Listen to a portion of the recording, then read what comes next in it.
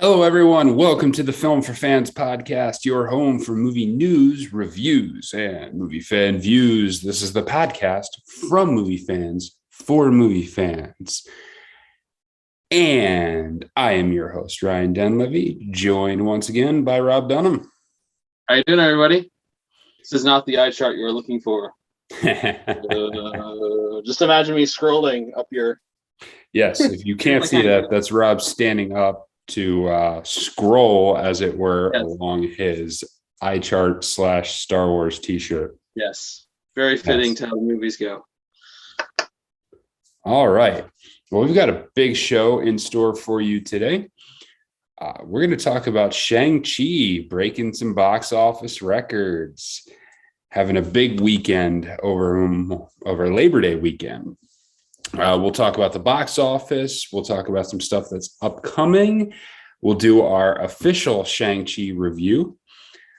We will discuss which movie characters would win in a fight with other movie characters, just for the fun of it. And of course, we'll do our watch list. All right, Rob, you ready to get started? Yes. In the movie, did he not say it's Shang-Chi? Because he said it was like Sean, but with a G. So I think it's Shang. Whatever. That's what the main character said his name was, so I'm going to go with that. Yeah, if you want to, go for it. Have at it. That's fine. Whatever. You changed your name from Sean to Shang?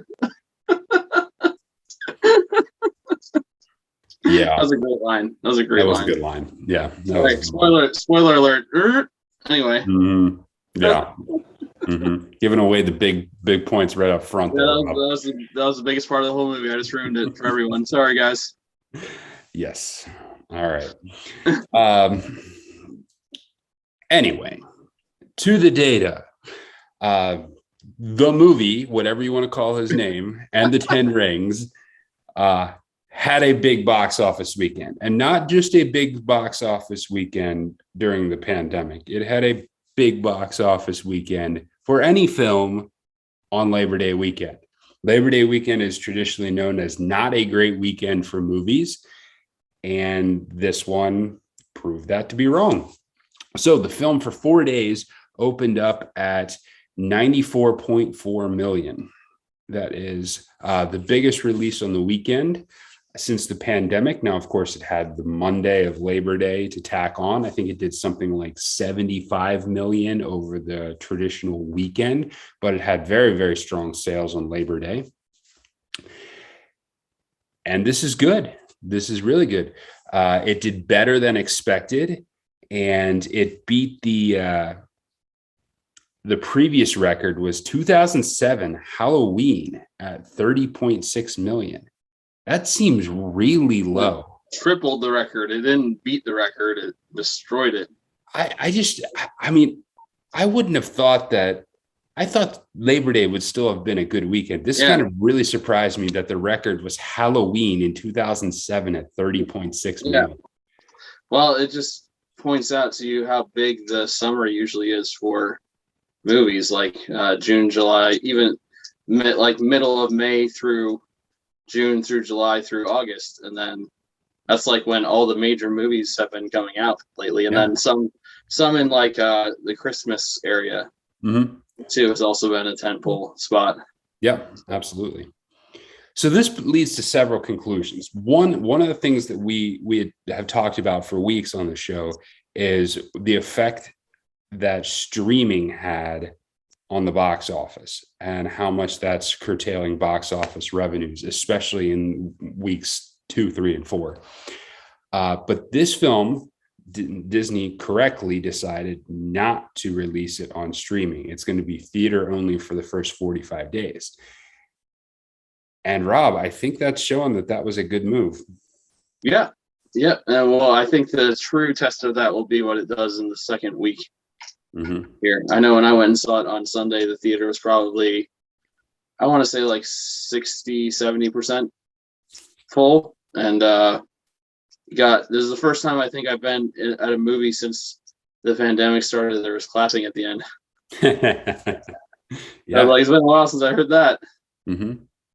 So we'll save our actual review of the movie till later. But needless to say, I think there's several factors here. One, it was in theaters only. Two, it was actually a good movie. Three, it was a big enough release that people wanted to see it. Mm-hmm. And I think that combination of factors really made the difference. And this it's made 145 million internationally, and that doesn't include China because it doesn't have a release date in China at this moment, which is a good figure for a movie of this kind. I mean, you also, like I said last week, I don't think you can discount the Asian American market because there hasn't been a Marvel superhero movie centered around an Asian American, and Shang-Chi himself, Simu Lee, is Canadian, Asian Canadian man. But just like it reminds me a little bit of how Black Panther was received in the same way.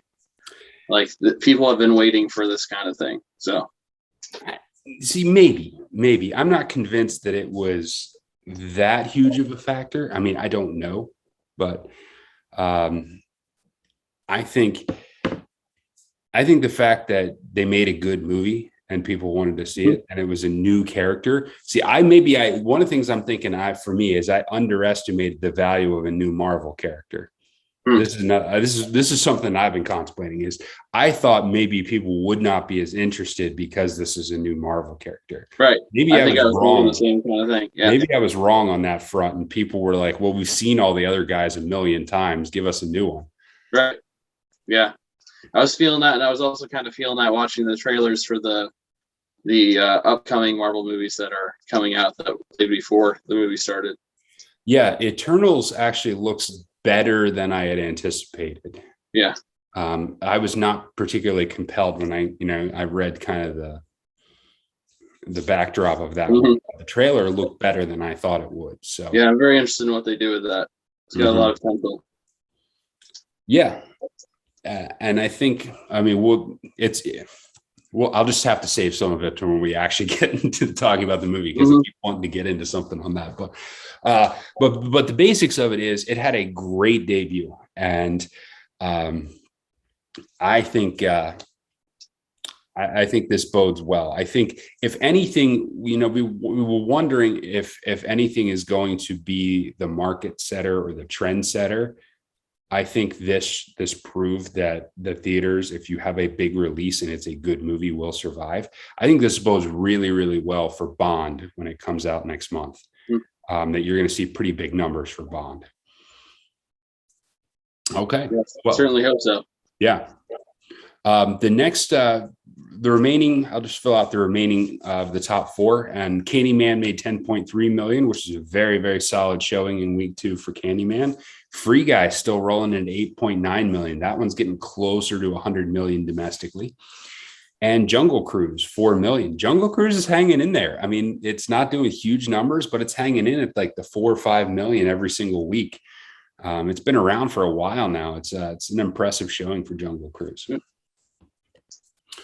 All right, so that's last week's results of the box office. This week, we have a few new releases coming out, and let's get into those a little bit. So the first one, we have The Card Counter. The Card Counter starring Oscar Isaac, Tiffany Haddish, Ty Sherrington, Willem Dafoe. And it is redemption in the long game in Paul Schrader's The Card Counter. Told with Schrader's trademark cinematic intensity, the revenge thriller tells the story of an ex-military interrogator turned gambler hunted by the ghosts of his past. So this is another kind of like, card thriller type game, and interesting cast and interesting movie. Then you have Malignant. And Malignant, let's see if I can pull it up here. Type. It's Madison is paralyzed by shocking visions of grisly murders, and her torment worsens as she discovers that these walking dreams are in fact terrifying realities. So you've got another horror movie coming out. And that's Annabelle Wallace, Maddie Hansen, George Young. So a relatively unknown cast. And then the last one, which I included here, is The Alpinist, which is a documentary film about Marc-Andre Leclerc, as cameras follow him as he climbs in Patagonia. He's a solo climber who's known for his kind of doing things on his own. And it's an interesting documentary about solo climbing and what is in fact possible. So Rob, what intrigues you this weekend? So the card counter is definitely the one that I'm most interested in, mainly because I really like Oscar Isaac and think he's a really good actor. Yeah. So I like cards because I like playing poker. So I'll definitely be seeing this movie because it has a lot that intrigues me about it. I can't say that I have seen much of Paul Schrader's work to verify the cinematic intensity that the reviewer claims he has, but I guess I'll find out when I watch this movie. Yeah. I hear you. For me, I'm gonna go with The Alpinist. I mean, I'm intrigued about the card counter as well, and we'll probably go see it. But I am obsessed with like alpine climbing. I love it. I think it's fantastic. I've watched all the documentaries on, Everest and K2 and all those climbing shows and all the movies about that. I love it. I can't get enough about it. So I'm intrigued by this just because I'm curious to see what this is all about and if this is another to add to the pantheon of good climbing series and movies. So that one really intrigues me. Not so much for Malignant, but that's just my. Yeah, I went and saw my Scary Movie in the theater this week, so okay, good time. So that's what we got coming up in theaters. So obviously, Shang-Chi, Candyman, Free Guy, all those stuff are still out in theaters, and we've got a new slate that we added in this week. So one final news item we want to bring up, and that is Venom. It was announced this week that Venom is moving up in the calendar dates. Yes, Venom is actually going to be released earlier than anticipated. It will be in theaters October 1st as opposed to October 15th. I'm pretty sure that's illegal. Wait, every movie can't just be backed up 10,000 times? Right. You're allowed to actually move them up? Yeah, that's crazy. So this is interesting. And I think this is a little bit on the heels of the great week for Shang-Chi and the Legend of the Ten Rings. I think this is partially a response to that. But it's pretty interesting. I like the fact that it's moving ahead, that it's moving forward. The first Venom movie did surprisingly well and I was really surprised because I was not interested in when it came out, but I was surprised at how good it actually was. So this has been kind of a highly anticipated movie, and I'm glad that it's coming out. Now, this is one of several movies. Obviously, last week we reported on Paramount pushing back both Tom Cruise movies, both Top Gun and Mission Impossible. So, Rob, I'm wondering, Venom gets moved up. Shang-Chi has a great opening weekend. Paramount looks kind of bad on this front, don't you think? I think you could make that argument, but I also think that it is difficult to know for sure if it's going to be as successful, because I think that there's a lot about Shang-Chi that was like a perfect storm that made people want to go out to the movies. And I think part of that also might be the fact it was a holiday weekend.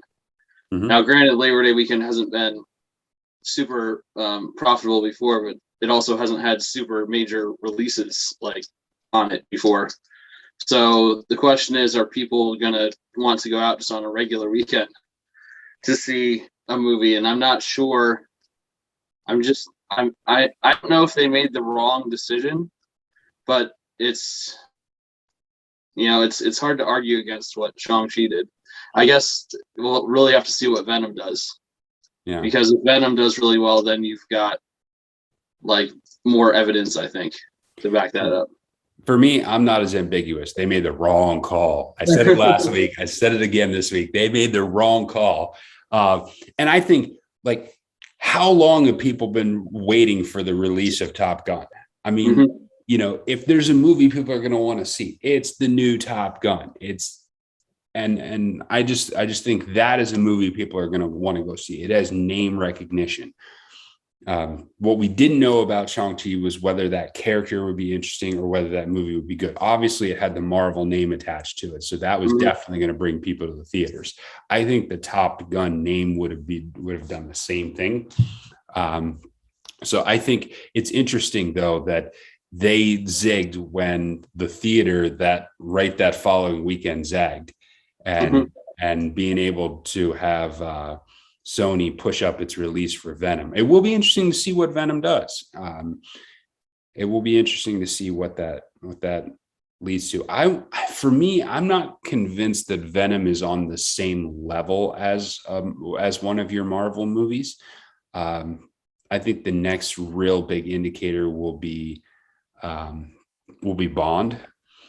But it won't be that long till the next Marvel movie too. So yeah, we'll see. Yeah, I would agree. I don't think Venom is quite there in the same stratosphere as Marvel movies are. Yeah, but we'll see. I think there's a chance it'll have a good release. Yeah. All right. So let's move on to our discussion, and we'll begin our discussion with our actual review of Shang-Chi and the Legend of the Ten Rings. So we'll start out like we do with our big breakdowns of movies. We'll start out with the general thoughts, what we liked, and what you can expect in theaters, or if you haven't seen it. And then we will get on to the specifics where we'll get into spoilers and such. All right, Rob, I will give you first crack at it. Shang-Chi, let me ask you this question. Meet, exceed expectations, below expectations? I'm guessing it's not below, but did it meet or exceed your expectations? I would say that it pretty comfortably exceeded my expectations, because I don't think I really had that high of expectations going into seeing it, because I just didn't know much about it. Yeah. So I thought that overall the way it was shot was very pleasing, especially when you consider the fight scenes, which I don't think is like getting into spoilers really, because I'm not going to talk about specifics of the fight scenes, but the way they were shot, there's a lot of long shot, one shot kind of action. If you think about like John Wick style a little bit, that actually showed you the fighting happening and not, so it was not Liam Neeson fight scenes. There's like 40 cuts in 2 minutes. So I thought that was really impressive, and it also was kind of like a nod to the action, like action martial arts movies, that it played off that a little bit, which I thought was really a pretty cool thing. And I thought the humor overall was pretty good. I know some people had an issue with Awkwafina's character being Awkwafina, but that's what Awkwafina is. So she's going to be in your movie. You know what you're going to get. Yeah, you do. Yeah, you do. So my general thoughts overall, I thought that it was really well done. I thought maybe some of the CGI, especially in the major fight at the end, maybe was a little lacking, but I can't really, didn't ruin the movie by any stretch to me. I thought the story was really good, and Shang-Chi's character is a compelling character. And I think the biggest thing you want to ask yourself when you finish watching a superhero origin story is, do you want to see that character again?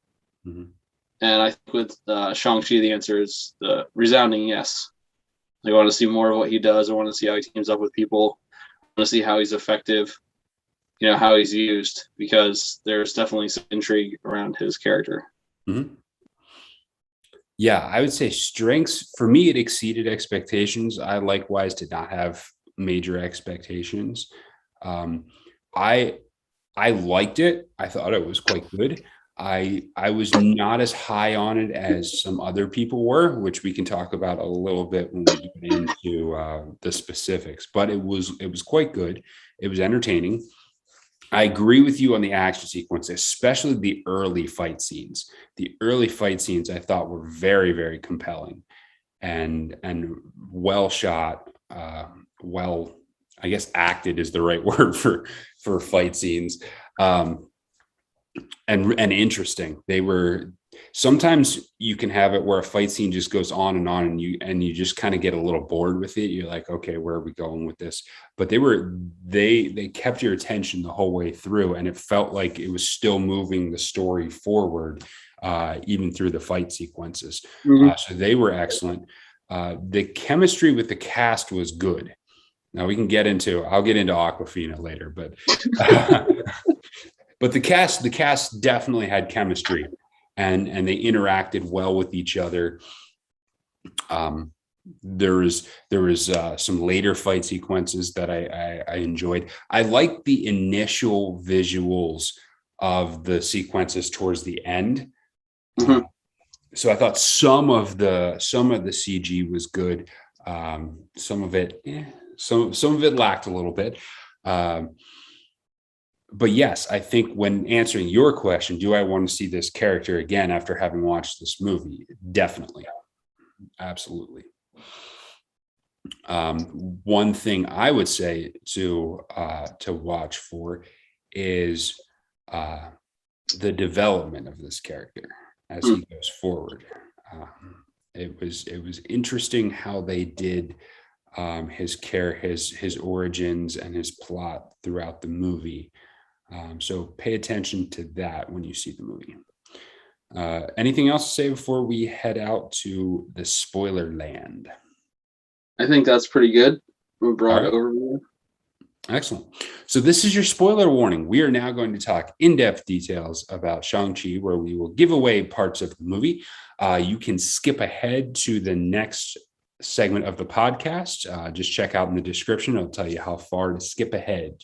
So this is your spoiler warning. All right, Rob, let's get into it. Let's get the specifics. What stood out to you in terms of is there a specific scene or a specific thing that stood out to you as the strength of the movie?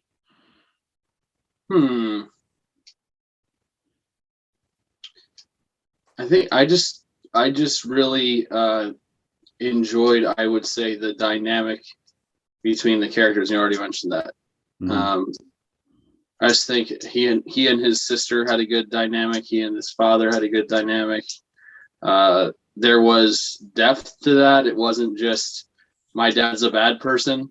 There was, and what I really liked was the movie started out kind of with that idea that like his dad is just a bad person, but like it developed it and humanized him some, and you went from hating him to kind of feeling sympathy for him, I guess. It didn't make the decisions he made correct, but it made a lot more sense as the movie went on, why he was acting the way he was and what was happening. And I think really helped elevate Shang-Chi's character too, because it gave you an idea of the background, where he was coming from, and why he was struggling with the things he was and dealing with the things he was. I also really, really, really, really enjoyed Ben Kingsley being back. Because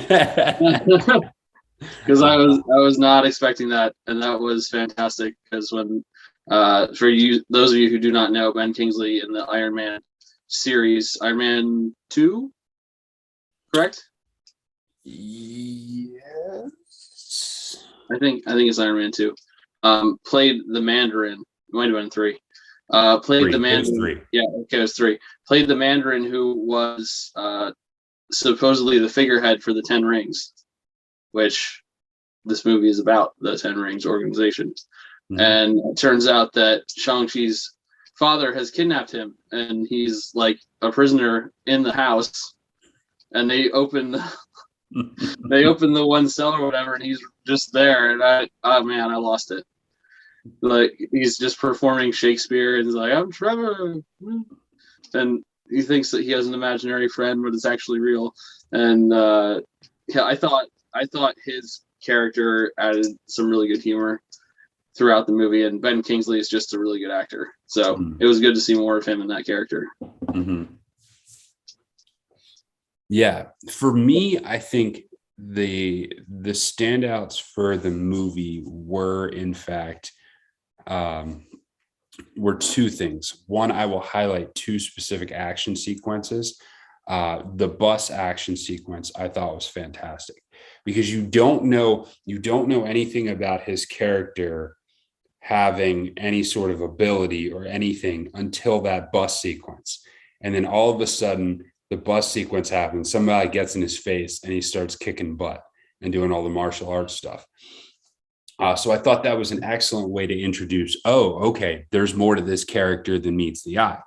But the way it was structured and the way they set it up, especially with, and with Katie, played by Awkwafina, being like, what is happening? How do you know this? What's going on? And that kind of interplay between her trying to figure out who he is, him trying to give her instructions, him trying to beat guys up.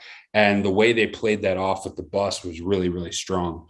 Mm-hmm. And then the action sequence later in the movie with him and his sister, where they're out on the lattice work outside the building on the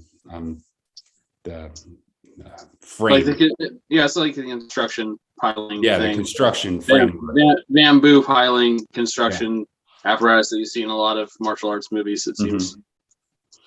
Classic Asian martial arts movies jumping through the bamboo sequences. I'm thinking Rush Hour 2 had a good bamboo building martial arts sequence. It just makes for great visual effect, and I thought they used that to full advantage. And the cameos were great in this one too. You already mentioned Ben Kingsley. I think it was Benedict Wong who from the Doctor Strange. Was interesting in that movie as well. He had some fun things that were really cool. But I think the other standout was that kind of triumvirate between the father, Shang-Chi, and his sister. That dynamic between the three of them and how it played out was really well done. And you mentioned, like, he wasn't just the father is not just a typical bad guy. They did give him an explanatory backstory that made sense, and he was much more of a round character. Was there anything that you didn't like about the movie? I don't hate Awkwafina, so I know some people do. I guess some of the humor wasn't amazing, but I guess I'm used to it. I would say, like, I guess that would be, if you want to say there's a weakness, that's probably it. I just don't think it's a massive weakness. I just know it's not everyone's style. So I get that.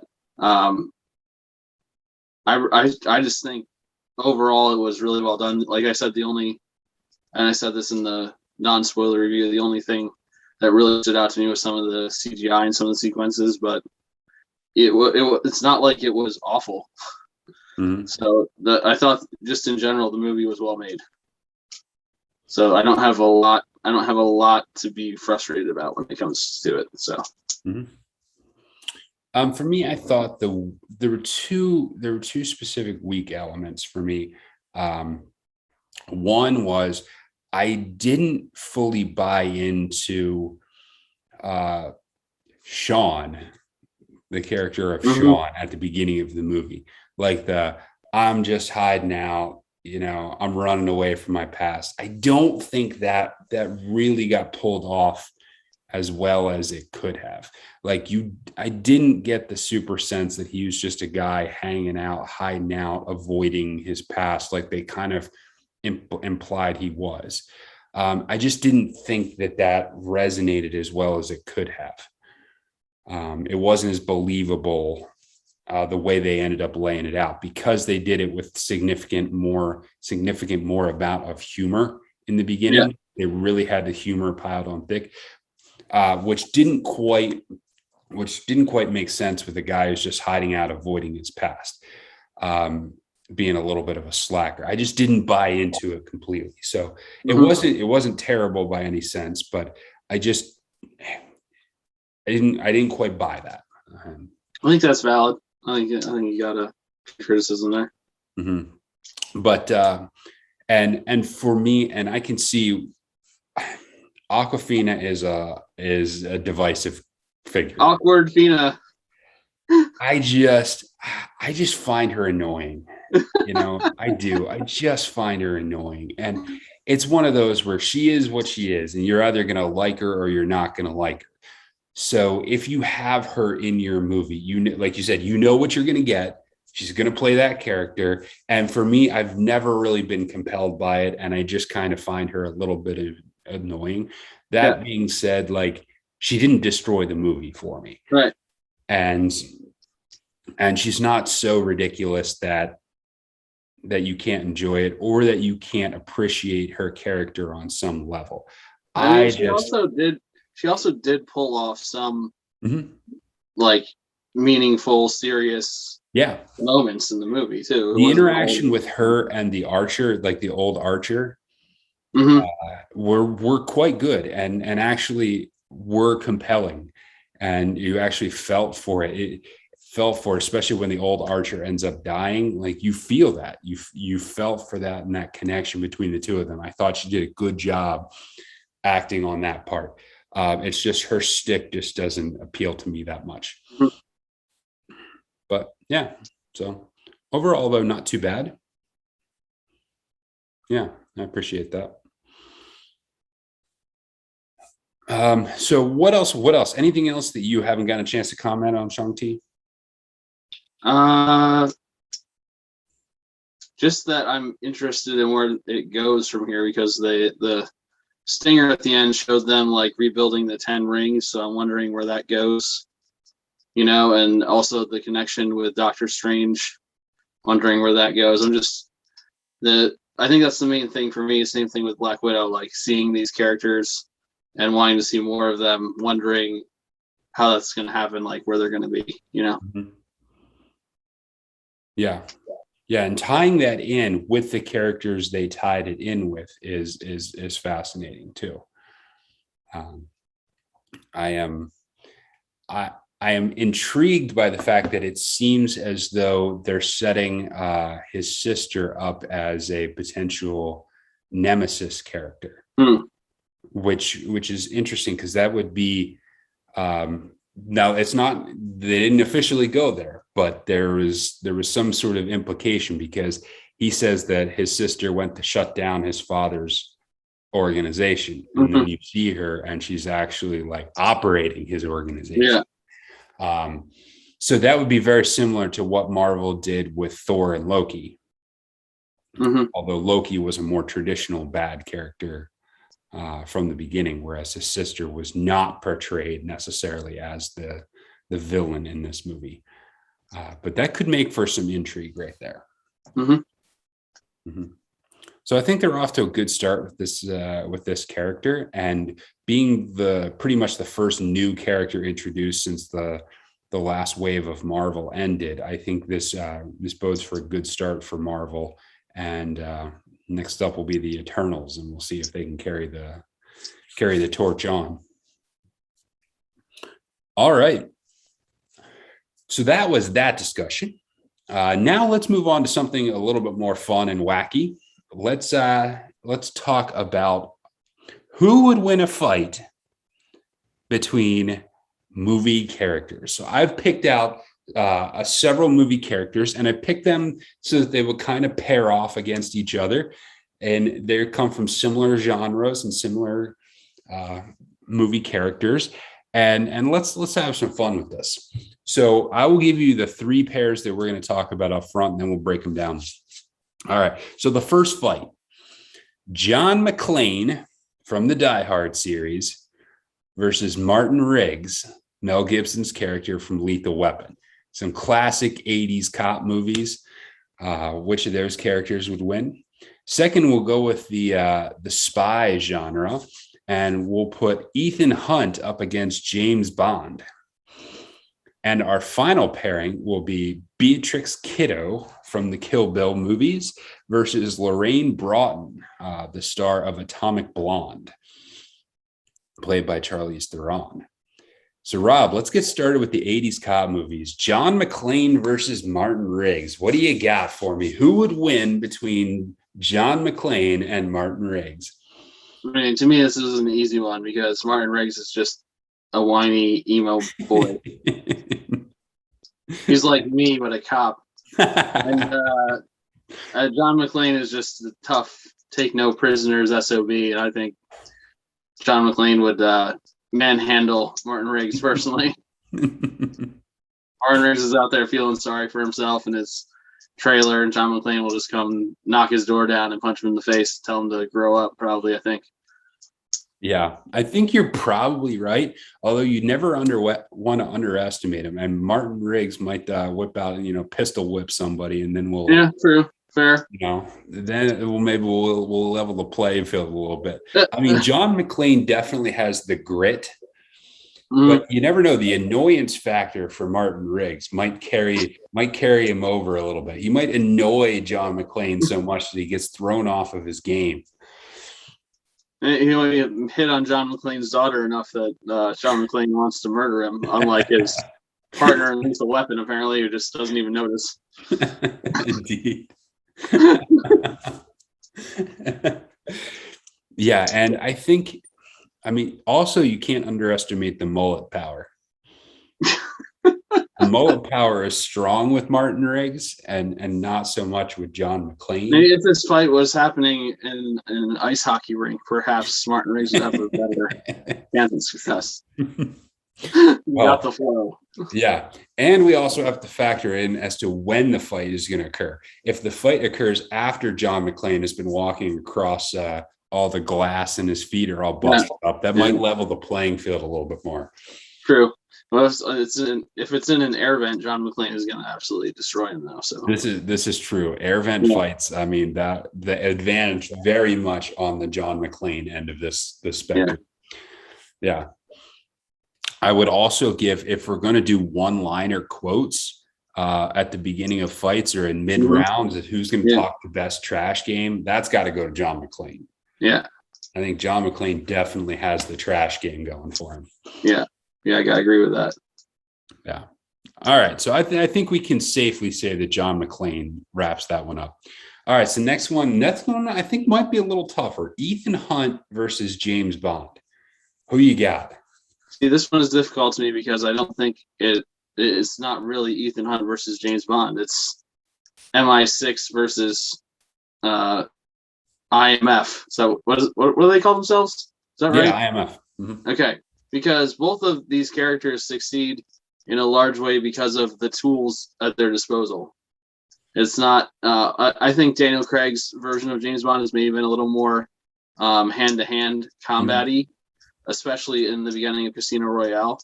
Like the black and white sequence of that, he absolutely just is annihilating somebody, which had not been something we'd really seen from James Bond before. So that was like kind of a shock to the system. Yeah.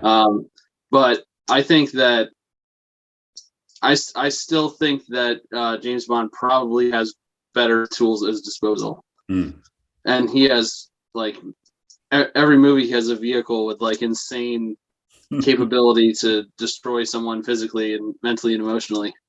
So I feel like James Bond would win. But if it was a stunt battle, then Ethan Hunt would probably win. Yeah. So this is where this is how I'll frame it with this one. I think one of the characteristics of Ethan Hunt is he always thinks through his problems first. Like he always has a plan going in. So he is going to be more of a long range thinker. He's going to have a plan as James Bond is coming at him. He's going to have a plan as to what to do, how he's going to strategize this, and he's going to have some sort of way to work it out. Bond is just going to rush him and start punching. So I think you're going to get, from a Bond perspective, you're just going to get the flat out chase and see if he can just beat you down before you can execute a plan. The question is, does Ethan Hunt have enough of a plan in order to deal with James Bond? Now, I would say that both of them deal with their fair amount of luck. However, Ethan Hunt's luck tends to be the kind of him being able to take a huge pounding and still keep going. I think that is one advantage he has, is that he is used to getting pounded, getting beat up, getting abused, and somehow at the end finding a way to come out on top. So I think that is one thing where I would just give him a little bit of an edge on Bond. I think he'll think through the problem a little bit more, and Bond will be significantly more impulsive. So you combine the plan of Ethan Hunt with his ability to survive huge amounts of punishment, and I think he has a slight edge on Bond. Well, you also have to remember the famous phrase that everyone has a plan until they get punched in the face, by James Bond, played by Daniel Craig. That's the full quote. Indeed. Yes. So that's the question, is the bull rush style of James Bond enough to throw Ethan Hunt off his game? I'm going to say no on this one. I think James Bond would get Ethan Hunt into some like exotic locations that he would not be prepared for and not be able to plan accurately for, and then James Bond will take care of business personally. Yeah, see, but this is one of Ethan Hunt's strengths, is not only the plan, but the ability to adapt quickly. But he also has, and that also goes back to his team, that he has people who can help him see things that he might not necessarily see himself right away. Yes. And I think that may be a strength for him if we're going to talk about the fight, because James Bond's character in different iterations has tended to be a loner at times. Because he has all this stuff, but he doesn't like the strictures sometimes of the organization around him. Yeah. And I will say, all Ethan Hunt would have to do, though, is bring a crowd of attractive females around, and Bond is done. He's going to be distracted. Ethan Hunt, he's got his couple of long-term relationship women, and he's content with that.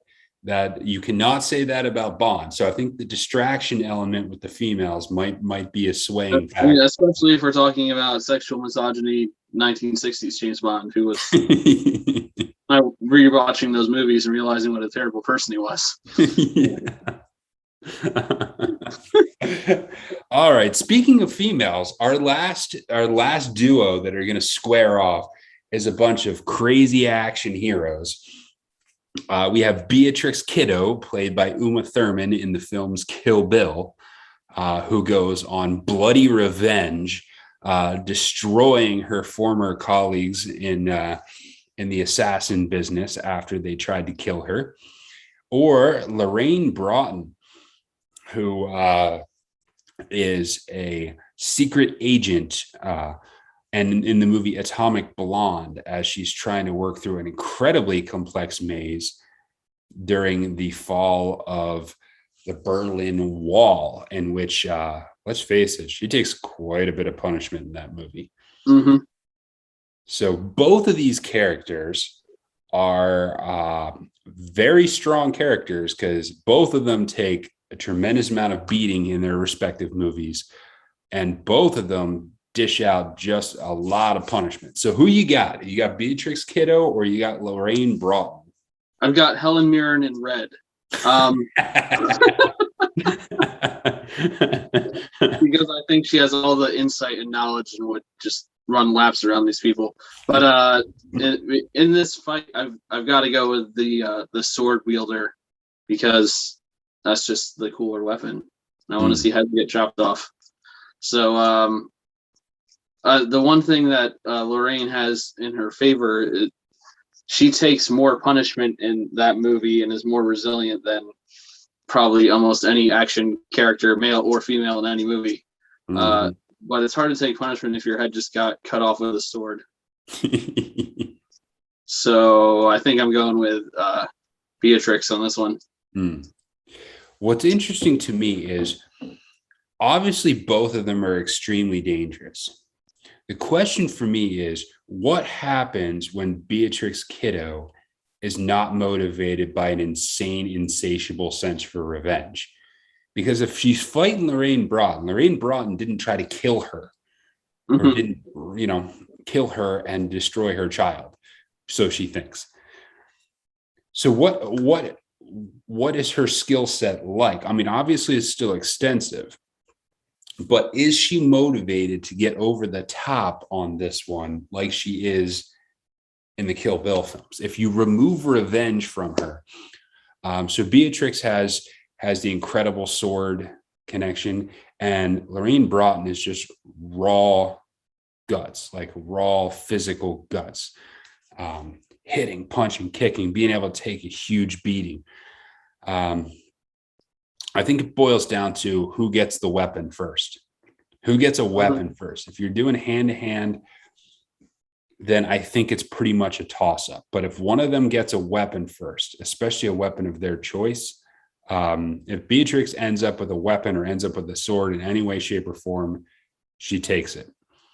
So I'm going to lean a little bit more towards Beatrix Kiddo in this case.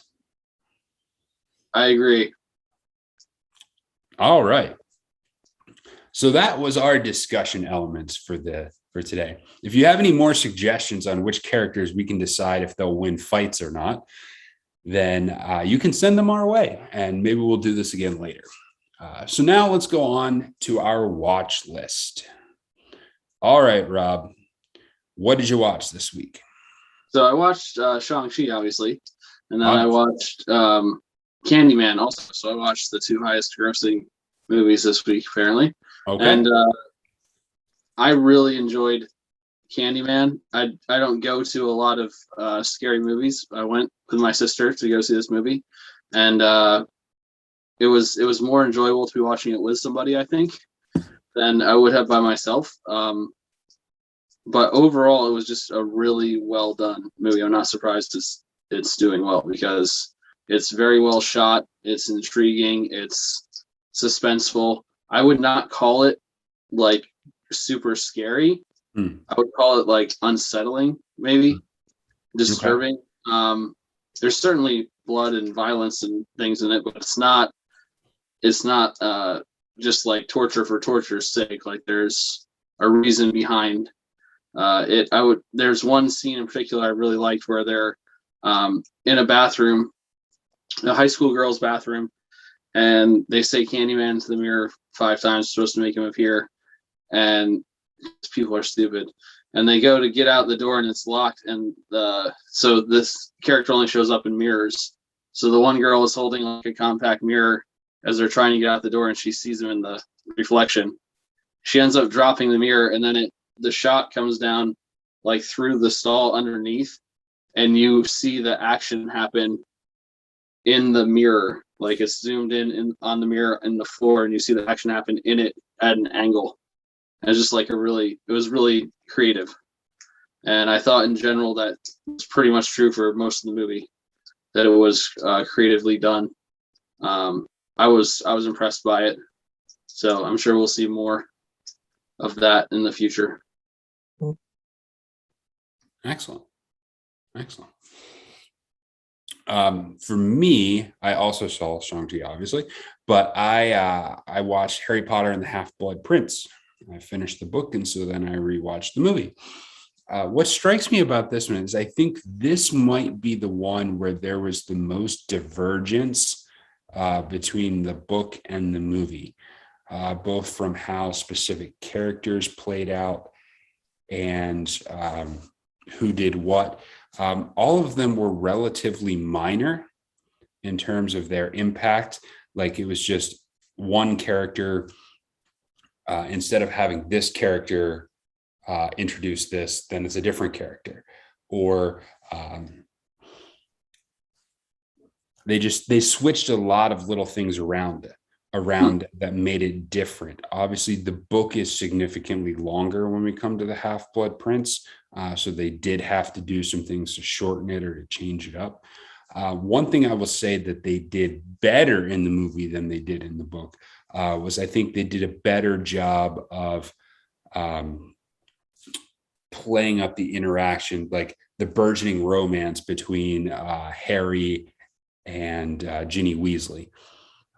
Because they just had to kind of describe Harry's feelings occasionally in the book, whereas in the movie they were able to show little glances, little looks, little lingering things. So and they did it for a longer sequence throughout the movie. They layered it in better throughout the movie than they did with the book. At the book, he just kind of shows up and one day he starts thinking about it. I just think they did an excellent job with that aspect of the movie as compared to the book. The one thing I would say that's the most negative is the explanation of the Half-Blood Prince. Leaves a lot to be desired in the movie, and who he is and where that, the explanation of how they determined who the Half-Blood Prince was, and what that meant, I think was left a lot to be desired in the movie as opposed to what they did in the book. But it really, this movie really, really does a great job of ramping up the action, the drama, the suspense. This is the movie that really, really takes that to the next level, and is a great setup, which is why it ends up being one of my favorite movies of the series. Awesome. All right, so let's close out by recommending a movie. So I'm going to go with a historical drama. Recommend a historical drama for the people. So this is one of my favorite genres, so there's a lot to choose from. But I will say that mine, it takes a bit of license with the historical word in historical drama, but I think a lot of these movies do. Because I think this one is mainly focused on the story itself and not necessarily all of the accurate details, but there are a lot of details in it that are accurate. And that's Gangs of New York, 2002, directed by Martin Scorsese, starring Daniel Day-Lewis, starring Leonardo DiCaprio. I love this movie, and it's like super long. I'm not sure if it's quite 4 hours long. I think it's like 3 hours and 47 minutes. It has two parts. I've always loved this movie. I love watching it every time I get the chance to see it, because it feels like it feels like it's important. I like when movies take the time to tell their story, and there aren't many that do it to this degree. And I just think Daniel Day-Lewis is phenomenal in it, and as he is in everything he's in. Lincoln would be another historical drama starring Daniel Day-Lewis. There Will Be Blood is not necessarily a historical drama, but based on like real people. So I think that having him in it adds something to it, and obviously Last of the Mohicans too. So it's just kind of what he does. But yeah, Gangs of New York, I highly recommend watching if you haven't seen it. It's about the 5 points in Brooklyn, and the different factions of people who came together and their ability to get along and their ability to fight. And it's a true story. There were massive riots in Brooklyn, in this neighborhood, in the 1800s when this happened. And it's cool to see it played out on screen. Like I said, they obviously take license with some of the things, but that's just what these kind of movies do typically. So,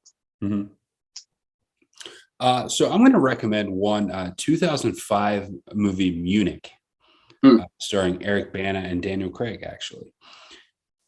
And this is a movie about an incident that doesn't get a lot of historical play anymore, but it was in 1972 at the Munich Olympics. A group of Palestinian terrorists posed as athletes and broke into the athletes' dormitory and took hostage. I think it was the Israeli wrestling team and their coaches, and ended up killing a bunch of them. And that you see that sequence play out at the beginning of the movie. But the movie primarily is about the team that gets assembled to track down and eliminate all those responsible for that fate. And it's a really, really compelling movie as they're going around trying to decide what is appropriate, what is not appropriate, what is what is justice versus what is revenge. There's a lot of that plays out. I think the movie occasionally, similarly to, what you said, I think sometimes the conclusions are very Hollywood, in that I think they draw the conclusions that Hollywood wants them to draw sometimes, as opposed to what the actual people who would have been living through this would have drawn. So I think that's a downfall of the movie, but it's a fascinating story. And there's some really, really compelling scenes. There's one scene where they're posing as, I forget what they were posing as, but they were not posing as Israelis. And they end up staying in a room with a bunch of people who are supposed to be their enemies. And they're forced to stay there overnight and interact with each other. It's a really fascinating scene. There's a lot of tension built in there. But it's really well done overall. So check out Munich. Yep, I agree. That was a good one. Yeah. All right. Well, that is the show, everyone. Thanks for tuning in to Film for Fans. Make sure you rate, subscribe, and share the podcast with your friends. And check out filmforfans.com. We've got a bunch of articles on there, including a recent one where we recommended things from Prime and Netflix. So check that out, as well as our best of our favorite movie cars, which was a fun one that we did recently. So check out filmforfans.com. Until next time, enjoy the movies.